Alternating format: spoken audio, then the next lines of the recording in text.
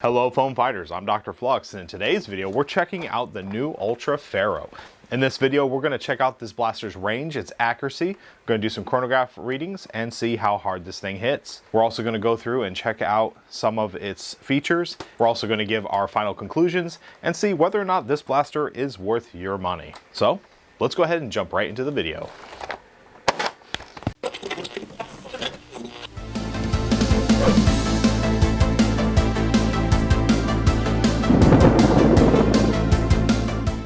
Now real quick, we can see this is a very large package, as it should be, because this is a full-on sniper rifle with a mag and 10 ultra darts, so a lot going on in here. Now we can see on the package, they're actually making claims of shooting up to 120 feet. That's pretty impressive. That's a little bit further than most claims for blasters. And I do not see any FPS claims, so we'll go ahead and check that today. And we'll also test to see if this thing can in fact hit 120 feet. But before we do that, we need to get this thing out of the package. I am pretty impressed with this package. It's kind of a very eye-catching package with their little gold dart. I don't know how I feel about gold darts, but hey, I think they're going to be a lot easier to find than the black dart. So I guess that's a good thing, but we'll see. So yeah, let's go ahead and get this thing out of the box.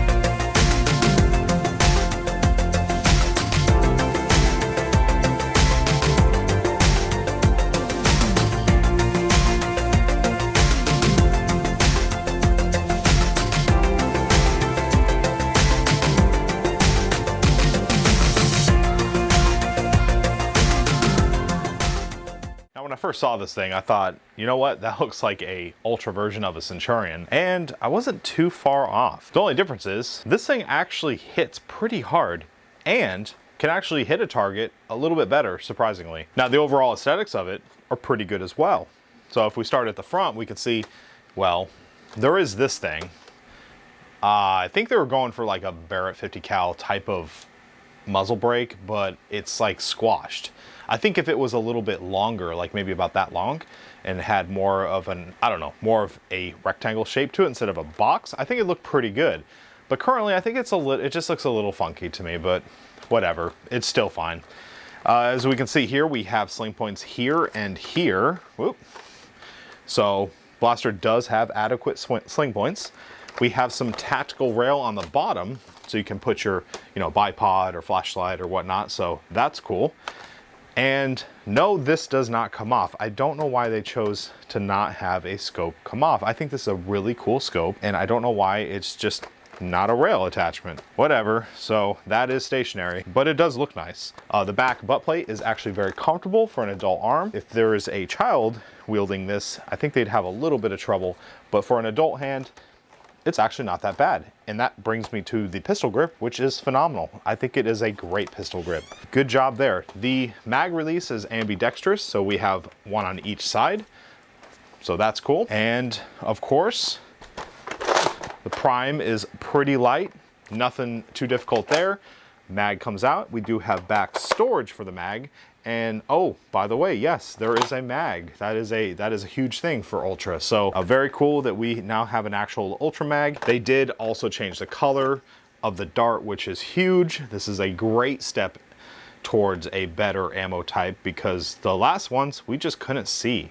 So I don't know if this is only exclusive to the Pharaoh because the gold is its thing, but I would love to see more of just even lighter darts. You know, because I've already lost so many Ultra darts because, yeah, the color is just hard to see. So, pretty happy with this. So let's go ahead and talk about performance. Now, we did some chronograph readings on this thing, and it hits hard. Pretty hard. I think I saw 107, 110-ish. So it hits good out of the box. It's over 100, which is cool. Now, accuracy-wise, we also took this over and did some accuracy checks, and this first section is only 30 feet away, so you would expect to see some pretty accurate results, and for the most part, I was hitting dead on at 30 feet, which is expected with something that looks like a sniper rifle. We then took this outside, and that's a different story. I stood at 100 feet, and we put a cone up at 130, which is the claimed range that this thing can hit. And it far exceeded that range, which is good. I think it hit 140 or so, and I actually found a dart later after filming, so it really soared. It was like 150 feet, so this thing can really soar if you angle it right. So Optiman was aiming for me at 100 feet, and I figured at least out of 10 shots he could hit me once, but he came close on one of them, but for the most part he couldn't hit me. So that was kind of sad, but at the same time, you know, it is Ultra. It does still have its kind of weird performance. We did see some of the weird kind of flight trajectory where it just would go off into left field, you know. No improvements there, but there were pretty consistent shots. I mean, you could potentially get tags at 80 feet with this thing, which is cool for an Ultra blaster. It might take you a whole mag to get that tag, but you could probably do it. So in the end, can I recommend this blaster? I would say for its price point, you're probably better off spending it on something else, like maybe a Nexus Pro. If you don't have access to such things, then, you know, this blaster really comes down to how it looks. It is a lot of fun to shoot. I would say we had a lot of fun playing with this thing today, so I can't discredit that. Now, when it comes to accuracy and performance, this is not your blaster. But when it comes to fun and just looks cool, yeah, I give it 10 out of 10 in that regard. It is comfortable, it is flashy, it is cool looking, but it is not a accuracy, high performance powerhouse. So keep that in mind.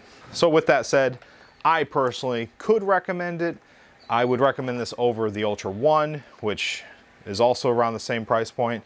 But if you're tight with cash and you have to make a choice on what is a good blaster for you to take to a war or whatnot, I'd probably choose, you know, something from, you know, Dart Zone has some really good options right now, and there's just a lot of better performance for your dollar right now. What we do here is go back. Oh.